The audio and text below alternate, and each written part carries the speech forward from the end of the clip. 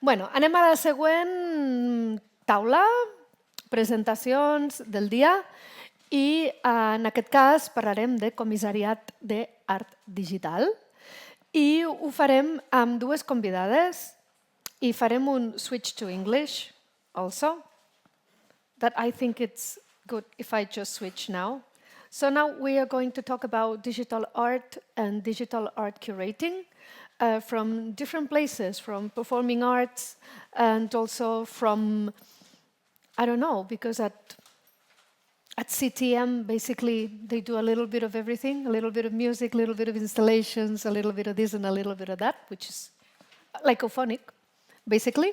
And so now I'm going to call to the stage, first of all, Adrienne Wong. She has a fantastic festival in Canada called Folda. Please, applause.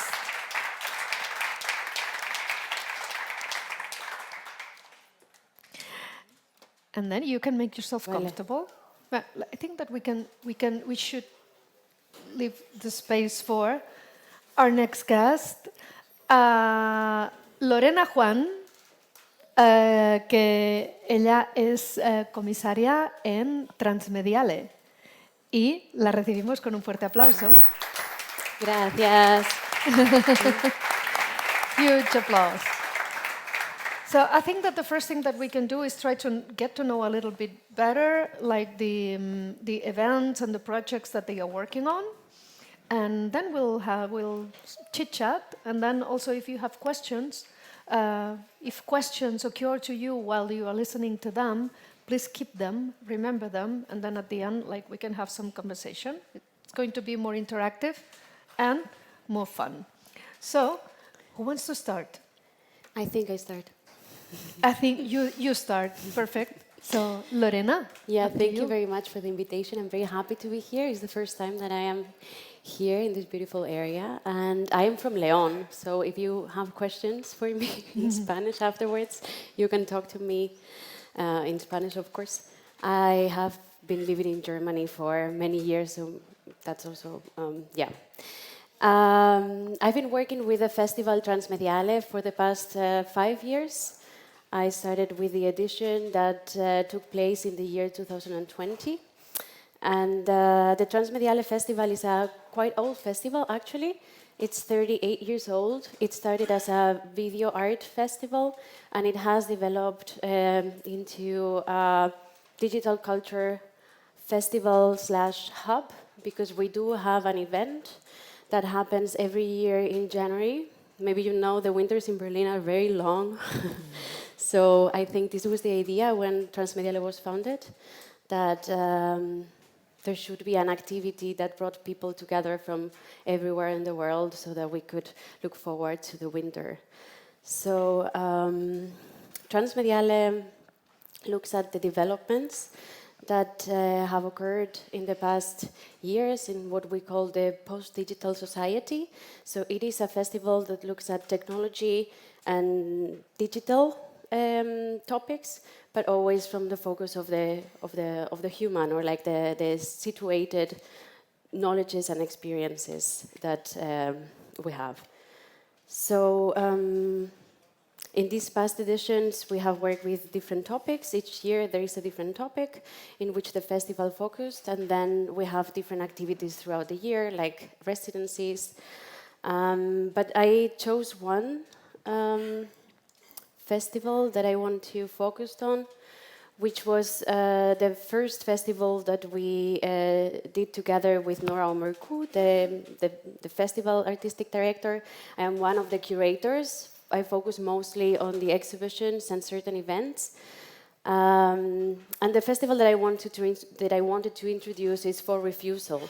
For Refusal looked at the logics of refusing as a political maneuver, but also as an aesthetic practice, especially in the context of a festival in which we are used of like condensing a lot of things in very little time. There is like a premise of production that sometimes is very hard to accomplish, and I think you all know we are all cultural workers. So our approach to For Refusal, and spoiler at the end, it was still a lot of work, was to break down this logic of production and to say, okay, what if we have a deconstructed festival, a festival that takes over throughout a year, and in which the content, the knowledge, and the artistic practices are spread throughout this timeline. So we called it For Refusal, a year-long festival, 2021 and 22, which was sadly the COVID years as well. And yeah, I'm going to introduce the different parcels of works that we produced for it. One of it was the almanac. So when the festival was launched, we decided to create an almanac that, as you know, is a sort of like calendar that it's not only a calendar, but it's also a device to mediate through the environment and the earth and the climate with the calendar cycles. So we created a platform that we called Almanac, in which content was released every full moon. So every full moon throughout this year, we had new content or new pieces that were released on this platform. That would be podcasts, but also essays, artworks, audio pieces, text, film. And I'm going to show you a little bit of how the platform looks like. It has this sort of like grid in which you could find the different pieces. Here on the top, you can see the Almanac for Refusal limited handcrafted edition, because we made a publication out of all these 80 entries that we created throughout this year. But here you can get an overview of what kind of artworks and conversations we created. I brought an example of one artwork, which was like all the things that we were presented were carefully produced with the curatorial team. Everything was new content that we were creating with these artists and lecturers and activists throughout this pandemic time. I think nowadays it would be a little bit harder, but back then we were all behind our computers and everybody had a lot of time, so we were like finding interesting things to do on our computers. So I wanted to present this work, which is Refuse to be Human, by Mediengruppe Bitnik, and they created a web extension in order to browse the web as a Russian bot.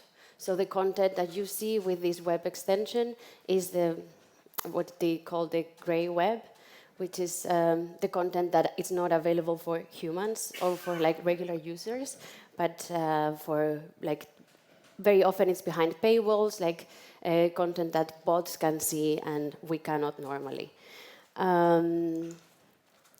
So during this year, we also had more, I would say, like in-person situations. Of course, everything mediated through the COVID regulations. And the first of these was an exhibition that we called Rendering Refusal. Rendering Refusal looked at the hope that is the motor to look at strategies of refusal in order to get a better life. So, for example, when we talk about refusal, we talk a lot about friction, and we talk, like, it is very negatively connotated, but very often this negative, this refusal to engage in some extent with certain practices is an act of hope, and is an act of, like, a beginning for something new. Like, for example, in Transmediale, we quit social media, which sounds like very crazy, but we don't have an Instagram account or like a Facebook account, although I know Facebook is not so relevant anymore. And we only use a Telegram chat and a newsletter, which, I mean, maybe, and this is another aspect of refusal, the privilege of the individuals and the collectives has to be taken into account. Not everybody has the possibility to refuse, like, because we were a well-established festival that were not extremely, like the numbers of like people that come to the festival are very important for us, but we thought that we could continue them because we were long established. We thought that we could allow ourselves to quit social media. And this was like a practice of refusal that we wanted to present, but also there are like other practices of refusal that we thought were interesting, like it could be from like adding ad blockers on your browser or like encryption programs that everybody can use. And then of course we were looking at more like global scale refusal strategies. We were looking a lot about back then like the revolts in Chile in the year 2019, in Lebanon, and what role technology has played in them. And yeah, with this idea of like hope as a catalyst for refusal, especially we thought it was very interesting in a world of creation, right? Like digital content is being like created and it creates itself and it's like amounts of data. We thought like it was like a very interesting approach to be like, okay, we refuse to do this in a way. So I have some images of the exhibition that we created, Rendering Refusal, which happened after Christmas during the pandemic, so it was mostly closed to the public.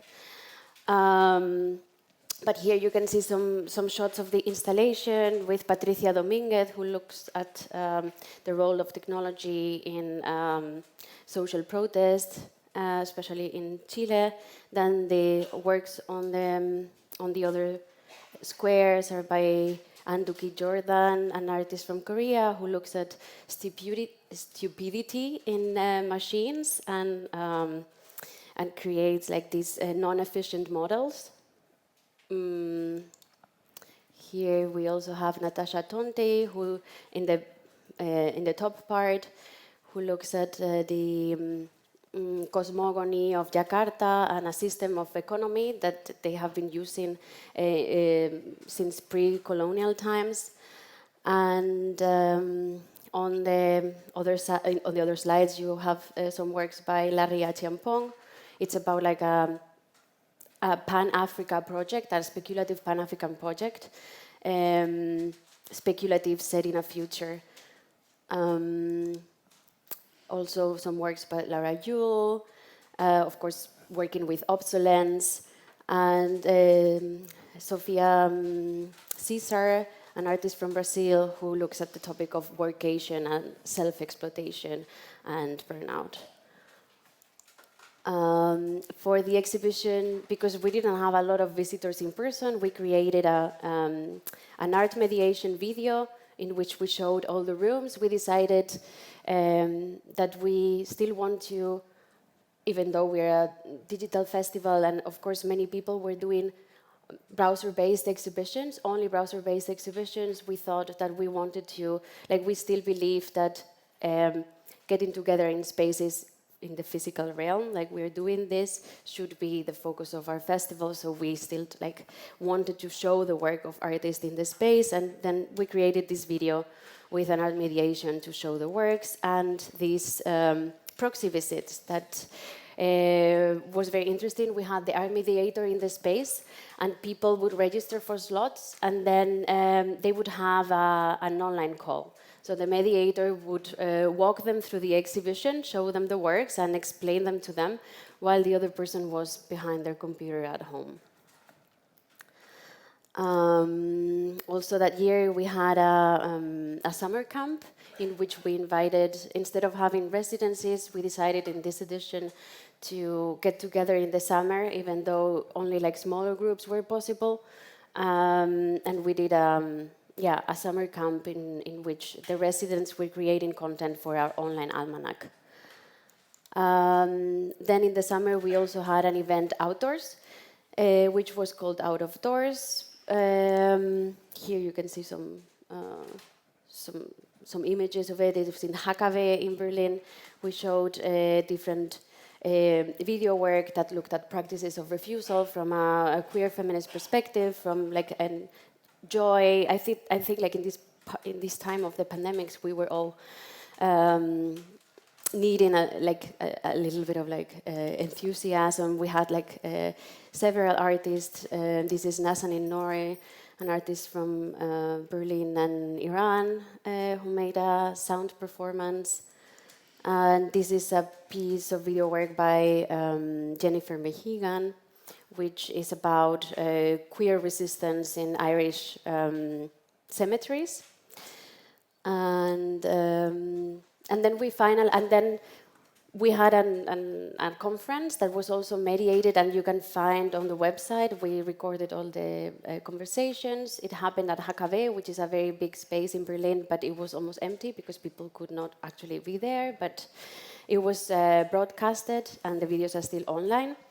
And to finish this whole exploration of this one-year festival, we had an exhibition to reflect on what had happened and also see what has come out of our looking at strategies of refusal. This exhibition was called Abandon All Hope, You Who Enter Here, which is a Dante quote, as you might know.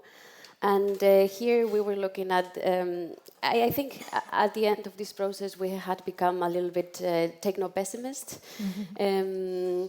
We realized that the individual agency was very hard to articulate in a world in which we are confronted by all these big enterprises who get our data. Like we were looking a lot about how algorithmic thinking is getting society more and more biased, and also trying to reflect on the material aspects of our hyperconnectivity.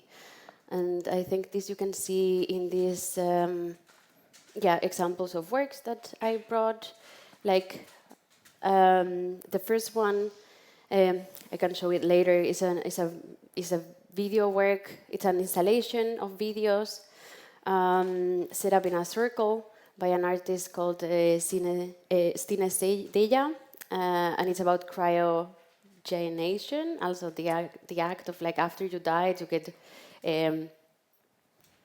frozen, I would say. Yes. So it's about the monetarization of the afterlife and how this topic, hyper-capitalist ventures can get into not only the way we live, but also the way we die and who gets to live after life. So it's a very very dystopic reference to necropolitics. And the one in the middle is actually part of the same installation with the ones on the sides, on the downside.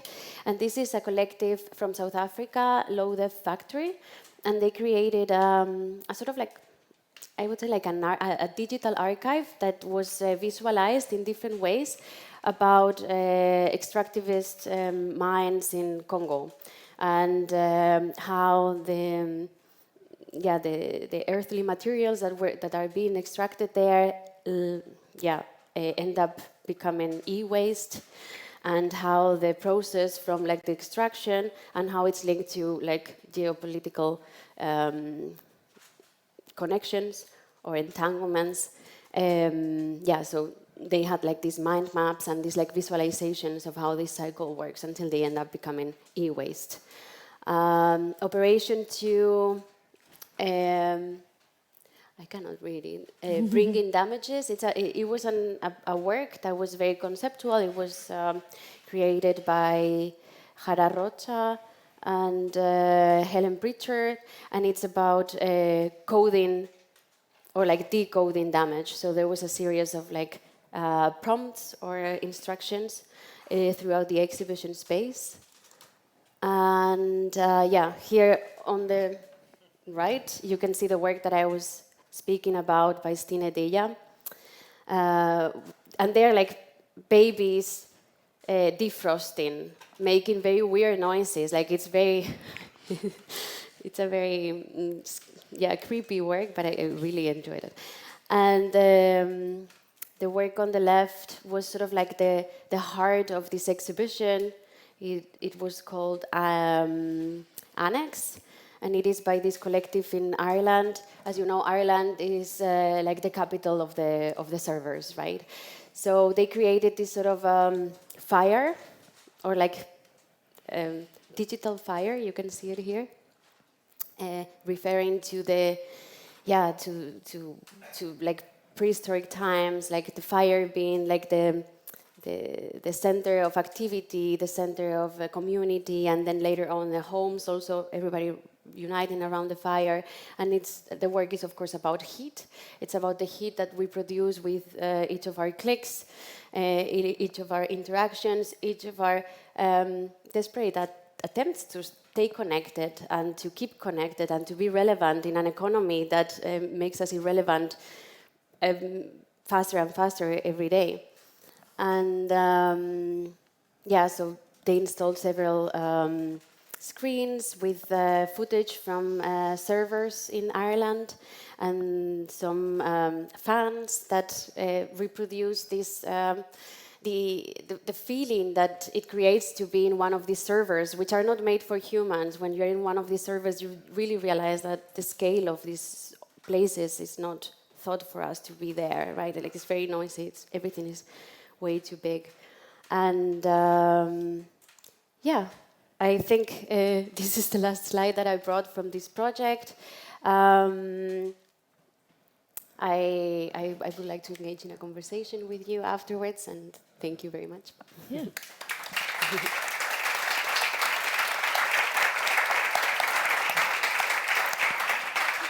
I think that this example that you brought kind of illustrates very, very well how it is to curate, or like an approach to curating the digital. So, very good, super interesting. Adrienne. Yes. It's your Mine. time. Okay. It's your turn. Thank you. So my festival is called the Festival of Live Digital Art, and we are based in Kingston, Ontario, Canada, and that is located very much at the center of the country, but low along the border with the United States. So between us and the United States is Lake Ontario, which is a very large lake. We are the first and only festival of our kind in Canada, in the sense that we curate and present performances that are live, that have digital integrations. And how that shows up is different for each performance. We founded the festival in 2018, so we're a very young festival. We're very young. We did 2 iterations of the festival before COVID, and then over the COVID years, we moved on to become a digital festival, which was very easy for us. And then we are back in person in Kingston now. And what we're trying to do, the reason we founded the festival was to become a nexus point for Canadian artists and international artists who are thinking about the ways that digital technologies impact our lives every day, and how that changes and influences the way we make performances. What the performances are about, yes, but also the poetics of how those performances, how those stories, how those ideas are transmitted. Because, as we all know, the digital has completely changed how we communicate, the speed at which we communicate, and what we communicate. This is an example of one of the pieces we presented. It's Chisato Minimamura, and her piece, Scored in Silence. This piece is about the experience of deaf people living in Hiroshima after the nuclear bomb was dropped, and how those people survived. And she's telling that story. There's an audio, but she's also performing the story in British Sign Language. So it combines the projections, the sound, as well as the sign language. So these are the things that we are thinking about. We're thinking about the online technologies, how they influence live performance. We're trying to find the artists in Canada who are working in this way. Canada is a very large country. For me to travel from where I live, which is in Victoria, British Columbia, that's on the very west coast, to the festival, it's a 5-hour flight. So it's big, and it's impossible to know everybody. So the festival is a way that we can start to meet people, to bring people together. And we also want to bring together audiences in a way that they can try things. Our theatre community in Canada is a little tech-phobic. They are very worried about being replaced by robots, which is not going to happen. But we want to invite them into a place where there is generosity of spirit and humor to be able to try things out. And we think that only through that interaction do people actually start to understand how the technology is already there and the poetic possibilities of it. And then we are trying to disseminate those as broadly as we can using live stream and other things.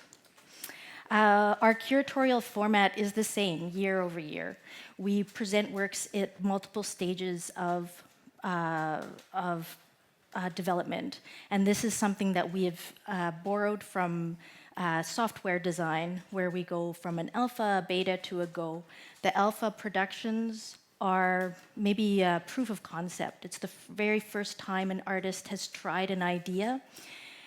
And because what we find is with the digital, anything that involves digital is usually interactive or involves participation. And so you don't really know if it works until you have an audience there. So we provide the artists with the audience to try out the idea. A beta stage is an idea that has a bit more production behind it. Perhaps it's been staged, it's got a script, there's actors, but it's still in development. So again, we're able to provide an audience to give feedback so that the artist can take that information to work towards a go, which is as final a project as our performances ever are, as they always change. But, it's as close to the end. So many of the projections that we have presented at these different stages, pardon me, have gone on to tour nationally and internationally, and many of them have returned to the festival. So they've come as an alpha, a very first stage, and then come back as a go, or as a beta and a go. This is where we are hosted, is Kingston, Ontario. You see here a building, that's the Isabel Bader Centre for the Performing Arts. The population of Kingston is 136,000 and change. It's not a very big city. It's a 2-hour train ride from Toronto, also 2 hours from Montreal. And we just happen to occur in between FTA, Festival Transamérique, and Luminado in Toronto. So if you have plans to attend either of those festivals, you can come and take the train down and visit us in between. The city is primarily a university city. So when we occur in June, the students are gone. It's a very different city than during the main year. The other major employers are the Canadian Forces Base and the penitentiary, which is the prison. So it's a blue-collar town, also an intellectual town. So it's a very interesting mix of audience members. We partner with the Isabel Bader as well as Queen's University. That includes the Dan School of Music and Drama, Film and Media, and Ingenuity Labs. Ingenuity Labs is a laboratory around human learning, robotics, and artificial intelligence. And this is their space. You see in the image right here, they host us as well as some of their students and members are collaborators on our projects. And then lastly, we collaborate with Canada's National Arts Centre, their Digital Plus Experiences department. Oh, this, I should say that I've got a little laser here. Do I? No, I don't. The fellow in the turquoise shirt with the orange lanyard and the visor is Michael Wheeler. He's one of my co-collaborators, curators at the festival. So these are some examples of the work that we present. On your left is Aaron Ball and Maxime Beauregard. Aaron is the aerialist here at the bottom. Their work is aerial arts and circus, and we've been working with them over past 2 years as they explore the ways in which deaf and blind artists or artists with disabilities can participate in circus arts, which are notoriously exclusive and require kind of superhuman abilities. Erin is an aerialist who, through an accident, became a lower leg amputee and has continued her circus practice. And they are using digital technologies to integrate artists in different ways. On your right is a image from Asses Masses, which is a durational video game that is played by the audience.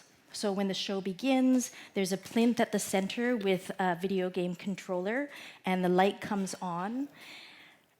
And then we wait until an audience member finally takes the controller and begins to play the game. The story of the game is that a number of donkeys, asses, have lost their jobs to machines. And they are on a quest to revolt or create a revolution whereby they can get their jobs back. But they learn a lot along the way. This is a durational work, so when we played the game at FOLDA, it was 7.5 hours. We brought in food, we brought in blankets and pillows, the audience got very comfortable. Over time, the player at the center switches off. There's lots of backseat driving with people calling out instructions from the audience, so it becomes a real family of players who are, working together to solve this puzzle. Here on your left is Tommy Taylor this is actually my company's production of You Should Have Stayed Home.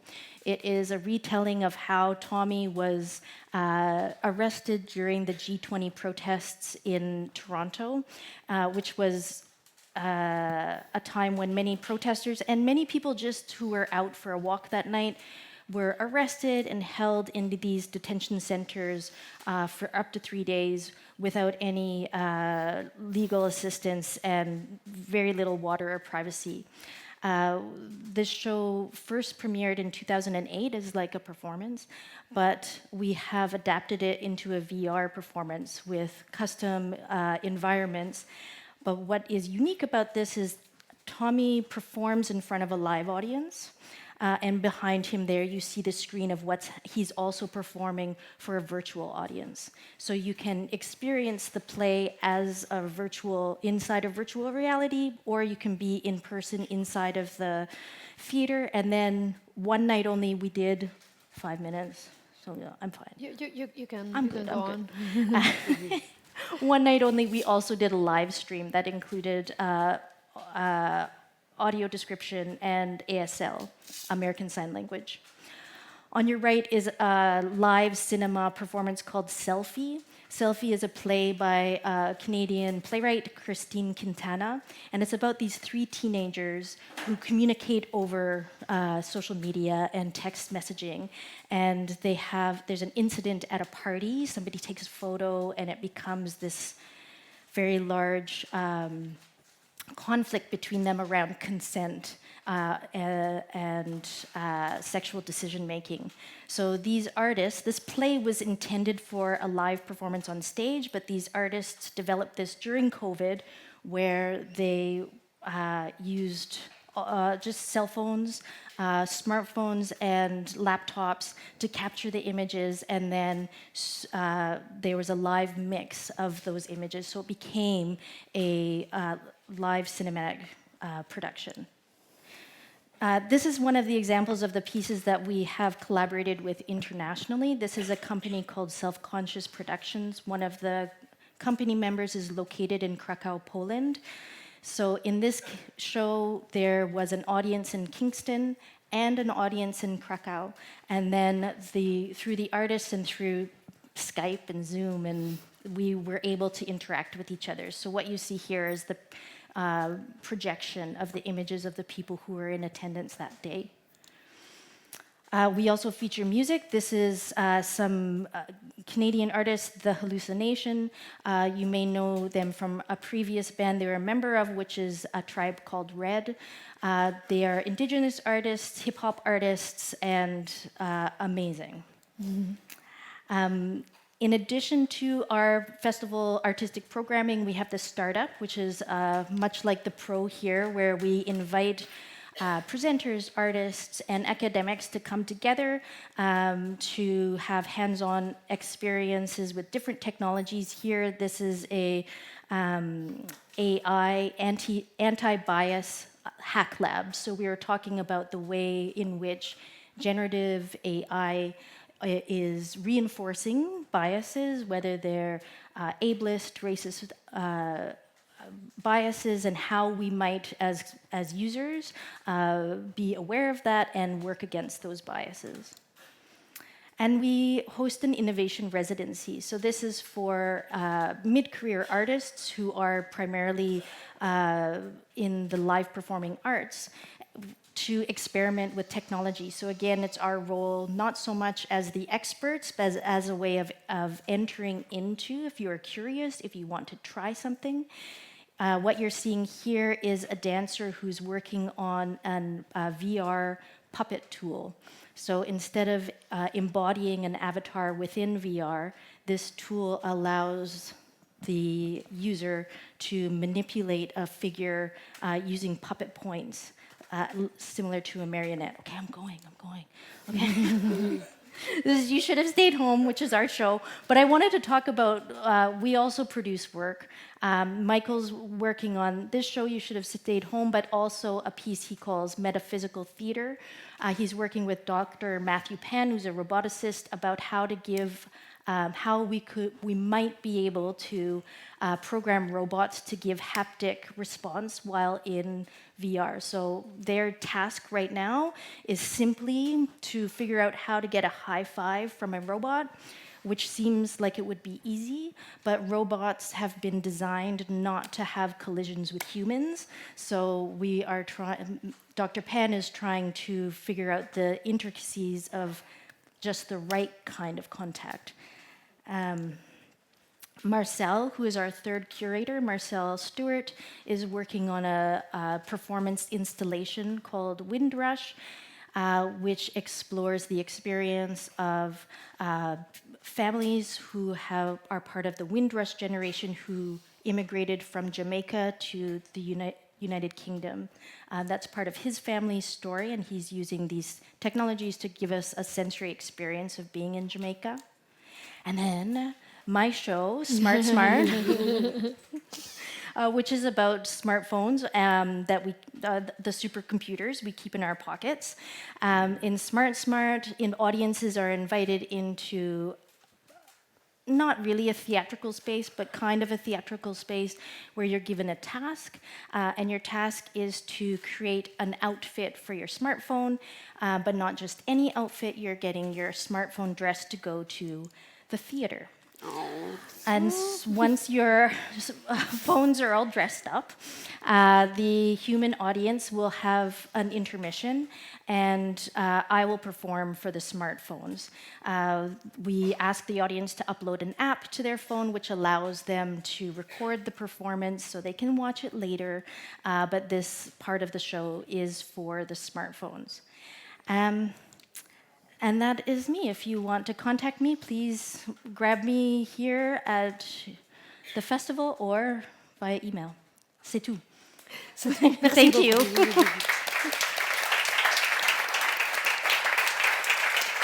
Thank you.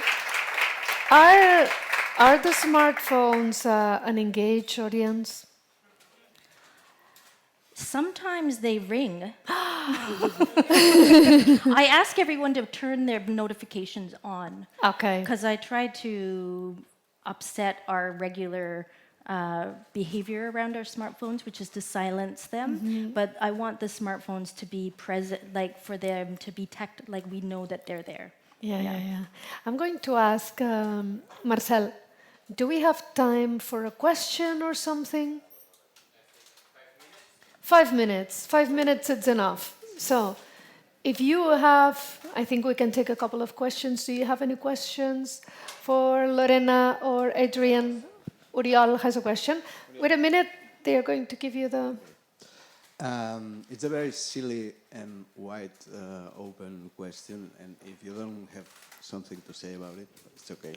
But you spoke about how you approach to working on a program, on a public program, and I would like to hear some words about how do you approach working, creating a new project with an artist, but not thinking about the audience or the community, but with the artist. The first conversation for us that we have is to ask the artist what it is that they want to do. So the artist's impulse or their vision is always at the center of the conversation. And then our job is to try and find the resources or ideas or counter ideas to support them as they develop the work. I can't help but have the audience's experience in my mind that, and I think that that's because of my theater training, that the theater is rehearsal until the audience is present. So as the artist is thinking, as they're developing, in the back of my mind, I think about the audience, and I might introduce that question when it seems like it's the right time. How is it for you, Lorena? So I think in Transmediale we have the residencies, which are not goal-oriented exploration opportunities for artists, in which, of course, they can use the Transmediale platform and community to explore what they want. We would facilitate them these tools that we have. But then, of course, when we work towards a topic, it is important for us that the artists get involved with this topic. And then maybe this is like the curatorial question for us. We have a lot of conversations and we see if they want to develop a work with us that we can have within this mind map that you could consider this edition of the festival. And it's not like it has to do with technology in a very loose way. Like it's most about like being engaged with the with the multidimensional thought about this topic. Somebody else has a question for them? No? Marcel is like, we're running out of time. So, thank you very much, Lorena and Adrienne.